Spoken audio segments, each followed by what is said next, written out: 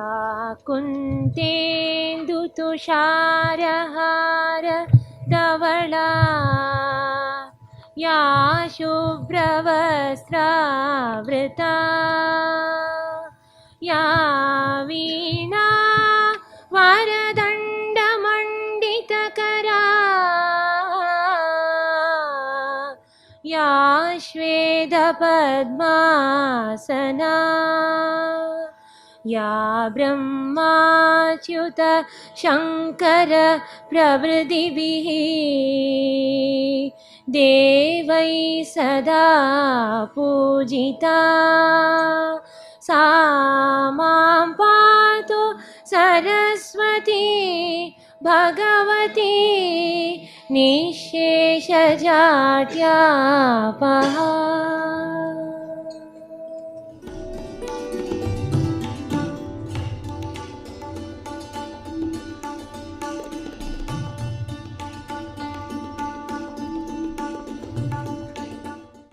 शिव जी की बहन सरस्वती, जो सरस्वती की पूजा करते हैं, माने जो पढ़ते हैं लिखते हैं, ये सब ज्ञान व्यान इकट्ठा करते हैं और इसके अलावा कला में बहुत रुचि रखते हैं, ऐसे जो लोग कला की और जिनकी रुचि है, ऐसे लोग जो हैं जो सरस्वती की पूजा करते हैं, उनकी वंदना करते हैं, उनको सबसे पहले ये जानना चाहिए कि ये शिव जी की बहन है। और आप जानते हैं बहन का रिश्ता बड़ा जबरदस्त है। अगर आप इनकी बहन की कहीं प्रवंचना करें या उससे कोई बुरे गुण ले लें या बुरी बातें करें, जैसे कि बहुत से लोग हैं गंदी गंदी किताबें लिख देते हैं, बहुत से लोग हैं जिनके पास ज्ञान है उसको उल्टा सीधा कर देते हैं, ऐसे लोगों पे शिव जी का हाथ बड़े जोर से पड़ता है, क्योंकि उनकी बहन जो है वो बड़ी महत्वपूर्ण है और उसकी प्रवंचना करना माने बहुत ही बड़ा गुनाह है, उनकी दृष्टि में बहुत बड़ा गुनाह है। और आदिशक्ति के लिए भी उनका बहुत कड़क नियम है, इसमें कोई शक नहीं। शक्ति महासरस्वती की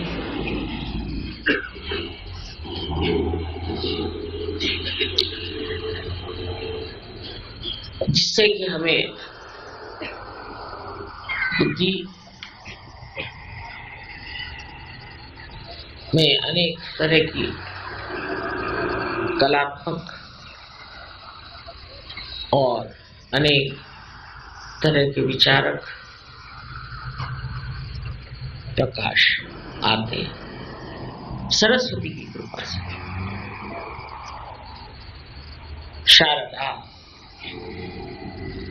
शारदा की कृपा से हमारे अंदर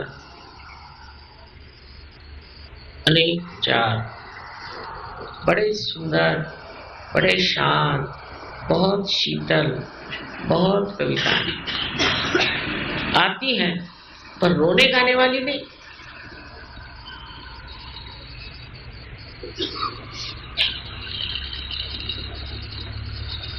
ऐसी आती है कि जिससे आप जागरूक। बड़े बड़े राष्ट्रीय गीत लिखे गए, देश के बारे में न जाने लोगों ने क्या क्या लिखा, अब वो सब कविताएं चली गई, भी ये गंदे फिल्मी सॉन्ग्स बजते रहे और गणेश जी के सामने, क्योंकि सुबुद्धि ही नहीं है मनुष्य में। सुबुद्धि नहीं है तो बेकार के काम करते रहे, बुद्धि से कुछ भी निकाल। शारदा देवी जो है सत्य को देने वाली है और सत्य के अधिष्ठात्री, जो अपने सर में सत्य का प्रकाश आता है वो शारदा के कारण। तो आप जब लिखते हैं तो आप सोच नहीं रहे कि आपके अंदर ये लेखन शक्ति कहां से है। ये किसने आपको लेखन शक्ति दी? शारदा देवी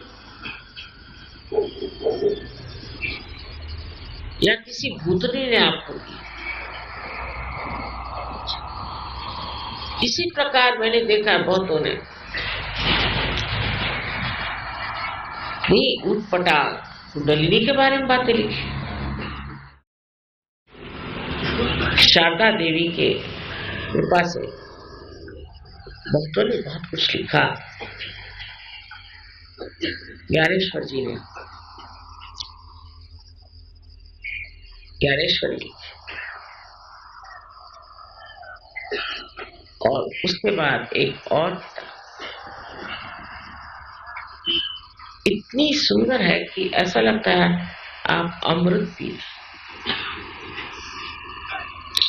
संतों ने लिखा जिन पे शारदा की कृपा। ज्ञानेश्वरी की शुरुआत में शारदा देवी की कृपा से वो लिखते हैं कि मेरे वचन जो भी मैं कह रहा हूं ये वाग देवी को, शारदा देवी को प्रसन्न करने के लिए कह रहा हूं, लेकिन ये शब्द किसी भी तरह से आपको दुख नहीं पहुंचा। जिस तरह से पंखुड़ियां धीरे से आकर जमीन पर गिर जाती, उसी तरह मेरे भी शब्द आपके हृदय पे गिरे और आपको सुगंधित कर दे। क्या लिखना,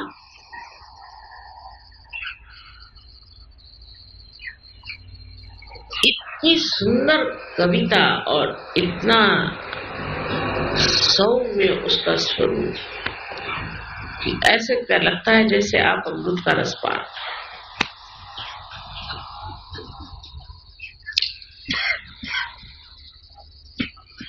अब इसलिए मैं मराठी भाषा जानती हूँ,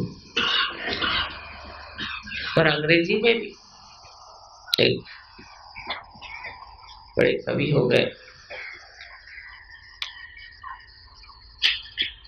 और उनकी कविताएं हम लोगों ने विजन नाम की किताब में दी हुई, आप पढ़े। उनका नाम था विलियम ब्लेक और इतनी जोशीली कविता, आपके अंदर जोश आता था। शारदा जैसे उनके कविताओं में से निकल के आपके अंदर बोल रहे, वैसे ही शरद चंद्र अगर आप पढ़े तो आप कहानी लिखना शुरू कर दें। ऐसे ऐसे लेखक अपने यहाँ हो गए इस भारतवर्ष में कि ऐसे कहीं नहीं। टॉल्स्टॉय हो गए, बहुत बड़े मैं मानती हूँ, पर उनसे भी बढ़ के शरद चंद्र। महाराष्ट्र में तो बहुत ही ज्यादा, एक से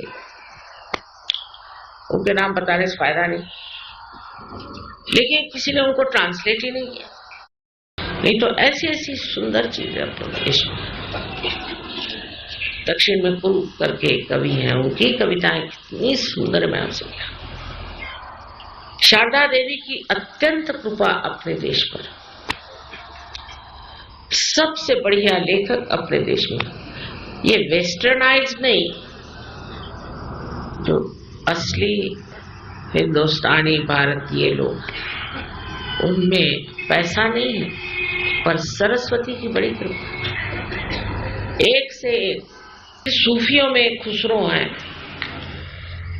क्या कविताएं, कबीर दास, क्या तो नानक साहब का तो कहना ही था, वो तो गुरु ही था। रामदास स्वामी बंगाल में भी क्या एक से एक कवि हो, और ये सब शारदा देवी की कृपा से सारे शब्दों से मानो धर्म बहता, प्रकाश बहता, और सारे ही इनके शब्द व्यवस्थित, ऐसा लगता है कि निर्विचारिता में लिखे इन्होंने। इतने शुद्ध वर्णन, ये हम जरूर कहेंगे कि सबसे ज्यादा संस्कृत में और उसके बाद मराठी में ही आध्यात्म पे किताबें बढ़िया लिखी, न जाने बड़े गहराई से आध्यात्म पे काम किया। अब कोई कहे कि अंग्रेजी भाषा में भी इतना लिखा जाता है माँ, तो वहां क्या शारदा का कोई वो नहीं। अब यही सोचिए कि अंग्रेजी भाषा में आत्मा के लिए स्पिरिट शब्द है ना, शराब को भी स्पिरिट और भूत को भी स्पिरिट, ये कोई भाषा हो? ये शारदा देवी की कृपा से ऐसी भाषा है।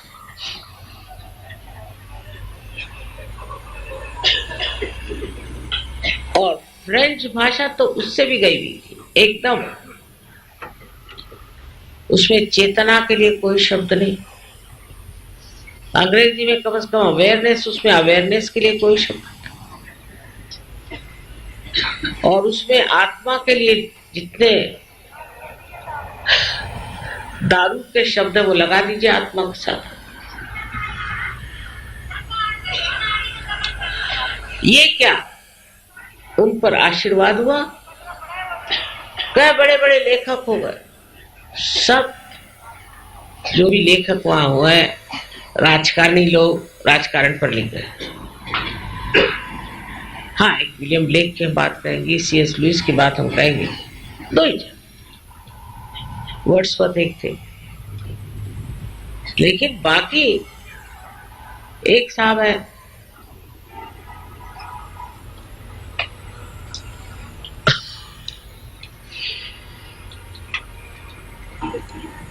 उन्होंने कविता लिखी, वहां रोने की कविता, जैसे अपने यहाँ गजलें होती वैसे रोने की कविता बहुत चलती कि अच्छे भले घर में बैठे खाते पीते आदमी तो नाटक बना के कविता लिखी कि मैं कहीं पे जाकर कैद हो गया, हुए हुए कुछ नहीं होते तो पता चलता, कोई कविता ना, और कैद में ये हुआ और मेरे बाल सफेद इसलिए नहीं हुए और फलाना नहीं हुआ ठिकाना नहीं हुआ, ऐसा।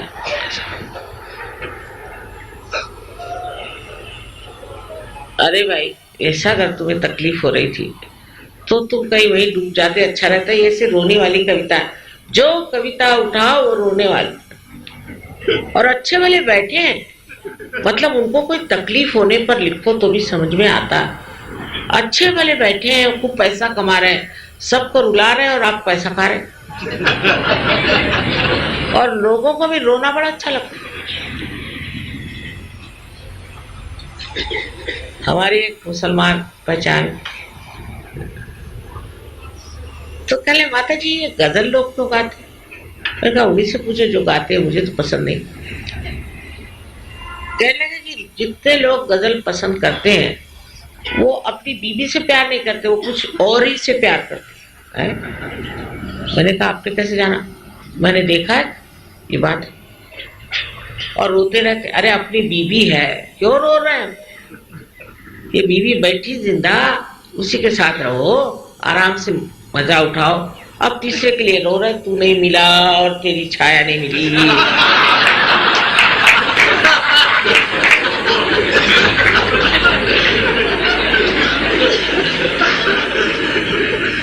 ये क्या शारदा देवी के आशीर्वाद में से होते क्या ऐसी कविताएं?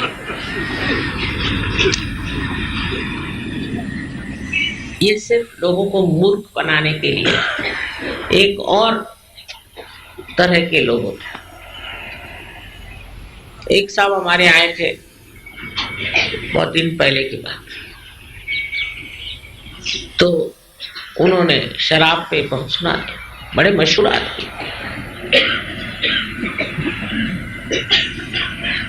शराब से ये होता है और फिर मधुशाला होता है और फलाना होता है। फिर मैंने कहा और जो रास्ते पे मरते हैं वो भी तो कहो। लेकिन मैंने फिर ऊपर एक कविता सुनाई उसी वक्त। मैं तो शीघ्र कवि हूँ।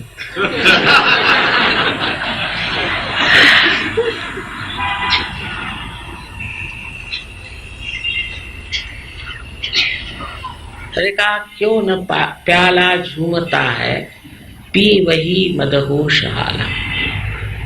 प्याला क्यों नहीं झूमता? वो क्यों नहीं झूमता? और तुम क्यों झूमते हो? तुम तो प्याले से भी कमजोर।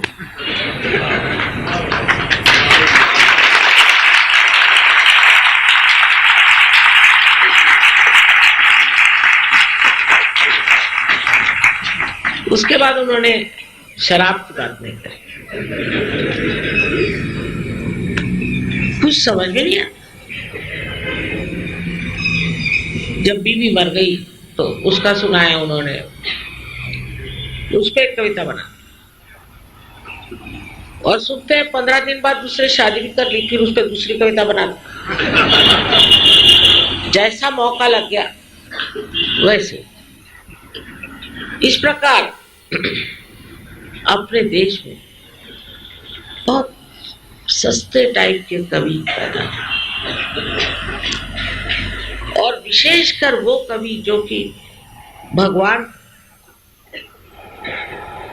सब चीज में घसीटते हैं और परमात्मा को मनुष्य के जैसा दिखाते हैं, ये तो महापाप। और उन पे शारदा देवी की जो भी कृपा है वो महाकाली के दरवाजे में जाने वाली है। माने विद्यापति साहब देख लीजिए, अब राधा और कृष्ण का पता नहीं क्या श्रृंगार सजा रहे। अरे उस कृष्ण को कहाँ टाइम, उस राधा को कहाँ टाइम कि श्रृंगार श्रृंगार करे। सारे विश्व की जिसको चिंता, और राधा, रा माने एनर्जी और धा माने धारने वाली, उसको क्या ये सब दुनिया भर का रोमांस करने की फुर्सत है। अब डाल दिया उनको रोमांस। यहां तक कि वाजिद अली साहब जिनके 165 बीवियां थे, तो भी वो साड़ी पहन के और राधा बनते थे और कृष्ण के साथ नाचते थे। अब ये रोमांटिक पना जो है इसमें कोई अर्थ नहीं, बेकार की बात है। साधु संतों को इससे क्या मतलब? वो तो कबीर को भी लोग कहते थे, कबीर ने कह दिया कि सैया निकस गए मैना लड़ी थी। अरे वाह, सैया निकस गए मैंने क्या कि प्राण निकल गए। खुसरो ने लिखा छाप तिलक सब दीनी, तो उसे नैना मिला। अब वो सूफी आदमी उस किससे नैना मिलाता है सिवाय परमात्मा। छाप माने मुसलमानों की पहचान और तिलक माने हिंदुओं की। सब मैंने छोड़ दिया तुझसे जब मैंने आंखें। उन्होंने देहाती भाषा में, इस तरह की भाषा में लिखा जैसे मेरा नैहर छूटोरी जाए। अब क्या वो बहुरानी थे क्या वो नैहर छोड़ने के लिए? क्योंकि गहराई नहीं है। तो सूफियों को भी हम सोचते हैं कि कोई फिल्म स्टार के फिल्मी गाने गा रहे हैं, गहराई समझ नहीं।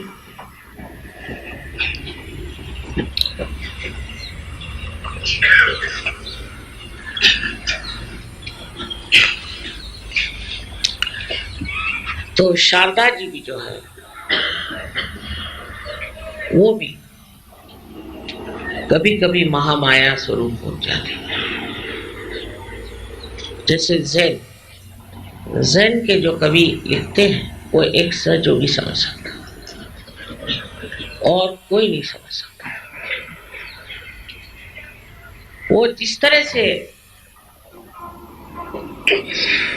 कोई चीज का वर्णन करते हैं, छोटी सी या जिस तरह के वो चित्र बनाते थे वो बहुत ही सूक्ष्म, और उसकी संवेदना सिर्फ एक योगी जन ही कर सकते और कोई नहीं कर सकता।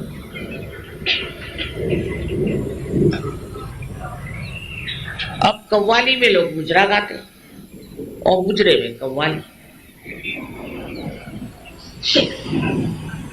ये कोई शारदा देवी का आशीर्वाद है। किसी भी तरह से ऐसे मिक्सचर्स करना, संगीत में भी शुद्धता हो। अब संगीत में भी देखते हैं कि उसमें जापानी भी ले आते हैं और अंग्रेजी भी ले आते हैं और सब ले आते हैं, क्योंकि शुद्ध संगीत गाना नहीं आता तो और मिला मिला के मिलावट करते चलो।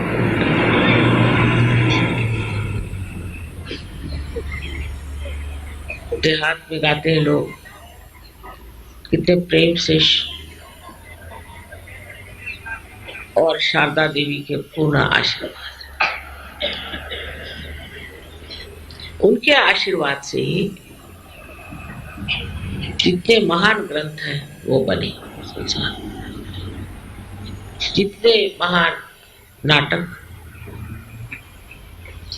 या कादंबरियां लिखी गई वो सब शारदा देवी के आशीर्वाद से। जब हृदय और दिमाग एक होगा तब लोग समझेंगे ये चीज क्या है, कि जिसे अंग्रेजी में एक्सुबरेंस कहते हैं। हमारे खुशी के जो आनंद समाया ये रंग बन के जब फैल जाता है, ये अपने ही देश में होली हो सकती है और किसी देश में।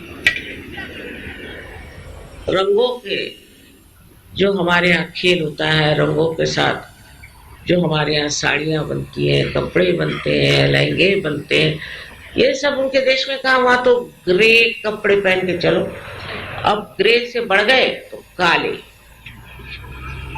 ऐसे भूत के जैसी शक्लें और ऊपर से काले कपड़े पहन के घूमते।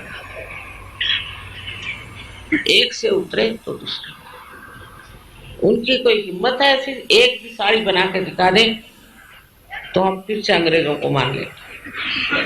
एक रंग बिरंगे हर तरह औरतों के ड्रेस होते हैं। इस राजस्थान में तो क्या कहने, ना सुंदर शारदा देवी ने यहाँ इन लोगों को बसाया। बस एक बात जरूर कहूंगी कि यहाँ सफाई का ख्याल करो। औरतें बहुत साफ है, घर वगैरह साफ रखती है, पर बाहर बहुत करती है। आदमी लोगों को कोई मतलब ही नहीं है हमारे यहाँ बाहर से, सब कूड़ा बाहर बिकता है। और प्रदेश में बाहर साफ है क्योंकि आदमी लोग खुद साफ करते हैं। यहाँ आदमी लोग हाथ में झाड़ू लेके साफ करेंगे, अरे बाप रे, उनके तो सर का ताज उतर जाएगा।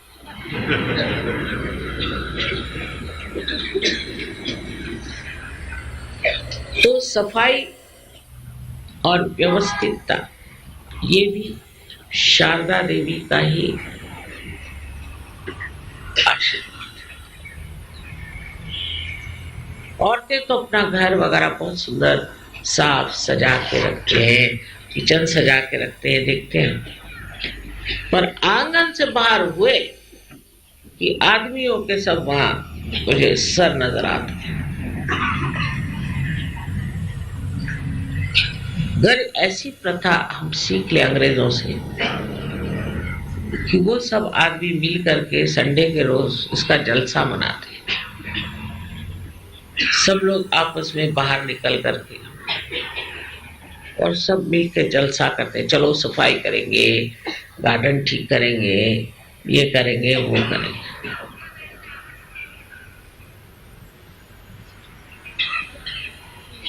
पर हमारे यहाँ नौकर चाकर, तो हम क्यों करें, नौकरों से करो। ये गंदगी जो है ये शारदा देवी को पास में नहीं आने दे, वो हटी रहेगी। बहुत जरूरी है कि सफाई करनी चाहिए और सफाई भी सुचारू रूप से आर्टिस्टिक होनी चाहिए। यहाँ तो बहुत ही कला का प्रतीक है। एक कहावत है, art is in hiding the art.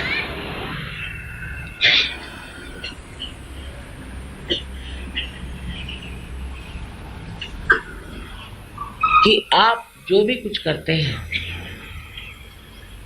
उसमें दिखावे की जरूरत नहीं और उसमें शोबाजी की जरूरत है, किंतु आप जो कुछ भी करते हैं, पहनते हैं, वो ओढ़ते हैं। अगर आपको शारदा देवी की पूर्ण मेहरबानी चाहिए तो दूसरों के लिए करिए, अपने लिए नहीं।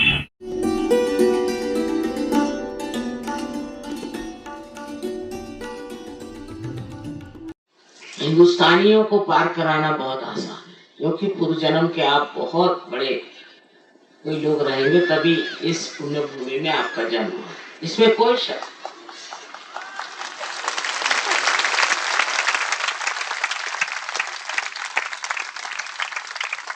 आपको तो बिल्कुल मुश्किल नहीं है, क्योंकि वाकई में मैंने देखा है कि जितना आसान हिंदुस्तानी में पार कराना है कहीं नहीं।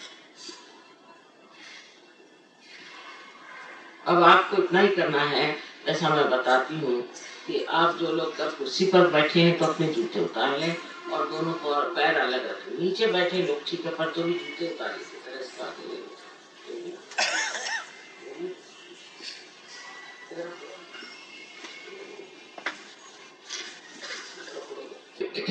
अब अपना राइट हैंड मेरे ओर करें। मैं इससे राइट और लेफ्ट कहती हूँ कि अपने देश में इसको अलग अलग नाम है, इसलिए मैं राइट कह रही हूँ। तो चश्मा भी उतार, राइट हैंड मेरे ओर करें और लेफ्ट हैंड जो है वो अपने तालू के ऊपर, तालू जहाँ के जब हम बच्चे थे तो यहाँ की जो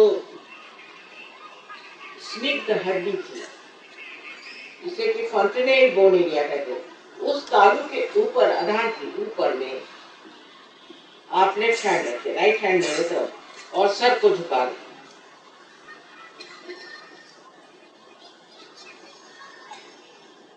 अब देखिए कि इसमें से आप ही के अंदर से ये ब्रह्म रंध्र इसे कहते हैं, माने ब्रह्म का रंध्र यानी ब्रह्म का छेद जो है, इसके अंदर से ठंडी या गर्म हवा आप ही के सर के अंदर से आ रही है। देखिए, सर झुका के देखिए।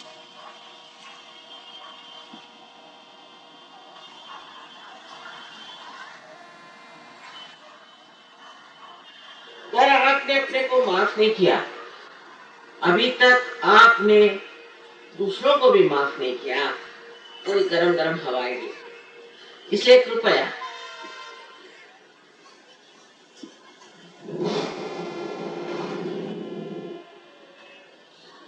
अब फिर से लेफ्ट हैंड मेरी ओर करें और राइट हैंड से देखिए, सर झुका के देखिए कि ठंडी या गर्म हवा आ रही है क्या सर में से। आपको चाहिए कि अपना हाथ जरा ऊपर नीचे साइड में घुमा के देखें, क्योंकि कभी कभी किसी को बहुत जोर से बाहर की ओर आती, लेकिन सर को छूना नहीं, सर से ऊपर। अधांतरी हमारे मराठी भाषा में कहते हैं, अधांतरी। हाँ।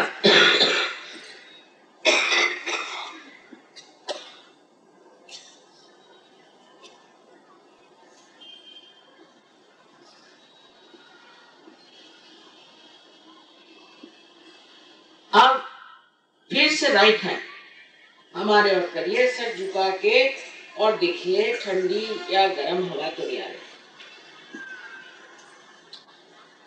बाहर से नहीं आ रही, अंदर से, आपके ही अंदर से आ रही।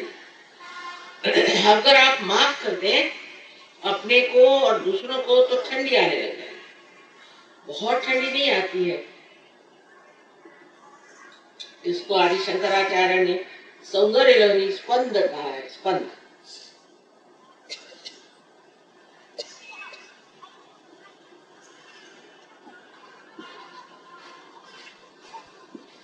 अब दोनों हाथ आकाश की ओर उठा के और सर पीछे झुका के पूछिए कि माँ ये क्या परम चैतन्य है? 3 बार पूछिए, क्या माँ यही वो परम चैतन्य है?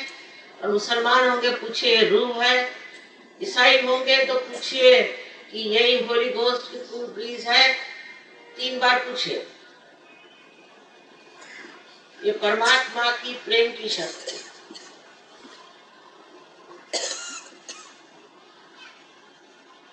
अब हाथ नीचे लीजिए, हाथ नीचे लेकर दोनों हाथ मेरे ओर करिए और निर्विचार होके मुझे देखिए, बिल्कुल निर्विचार होके मुझे मेरी ओर देखिए। किसी किसी को नीचे से गिरा रही हो तो उसको ऊपर उठा सकते इस तरह।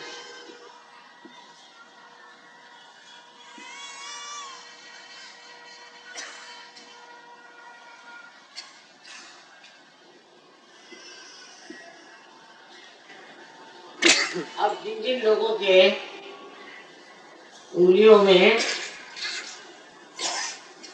या तलवे में, हाथ में या सर से ठंडी हवा आई या गरम, वो सब लोग दोनों हाथ ऊपर कर सच्चाई के साथ।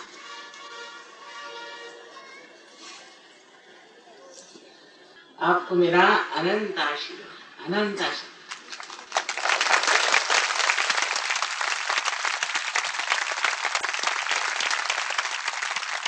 फिर एक बार हाथ ऊपर करें, सबको नहीं देख पाएंगे।